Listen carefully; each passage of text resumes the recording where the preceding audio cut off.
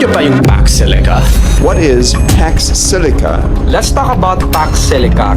Tapos yung iba dyan sinusuportahan yung Pax Silica. Lang mas magrereklamo kayo sa tubig pagdating ng Pax Silica sa Pilipinas. Mauubos na daw ang tubig ng Pilipinas dahil sa Pax Silica? Totoo ba yun mga guys? Dahil daw sa laki nito, magkakasya ang 444 Philippines Arenas sa lupang pagtatayo ng Pax Silica.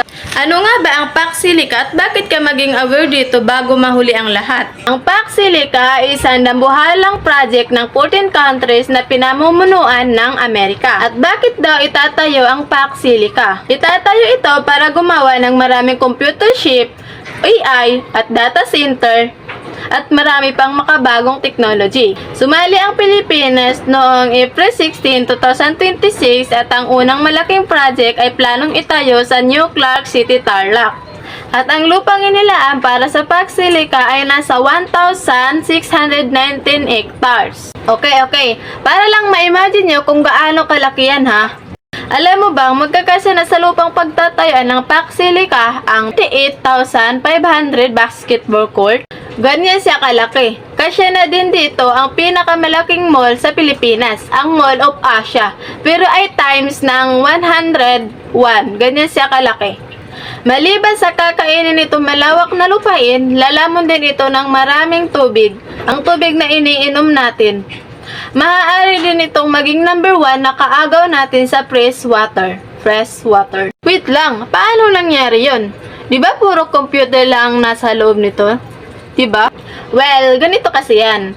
Ang isang malaking data center ay naglalaman ng mga computer, tumatakbo ng 24/7 kada araw. At dahil sobrang init ng mga machine, kailangan palamigin ng tubig kada araw. Ang isang malaking hyperscale data center ay maaaring gumamit ng 5 million gallons na tubig kada araw. Bas na yon ng 19 million na litro ng tubig. Uulitin ko ha, araw-araw yon.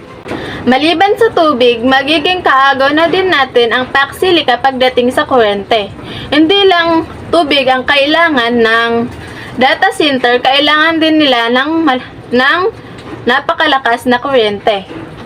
Pag nangyari ito sa Pilipinas, di ba napakamahal na ng kuryente ngayon, tapos magdadagdag pa tayo ng peak zone na kailangan may kuryente 24 hours a day and 7 days a week. Hindi magiging sapat ang mga to kung ang kapalit naman ay tubig, lupa, kalikasan.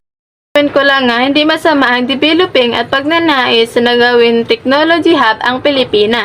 Pero delikado ang isang dambuhalang project kung ang nakasalalay dito ay ang mga basic needs natin mga Pilipino. Gaya ng inumin tubig, kuryente, all because of AI. Never siyang magiging worth it. Hi guys! Welcome back to my YouTube channel. This is May Wina. I'm here again to another vlog. So ngayon mga guys, pag-uusapan natin ang Pax Silica. By the way, kung hindi pala kayo nakasubscribe or nakalike, i-like nyo na yan and mag-subscribe na kayo.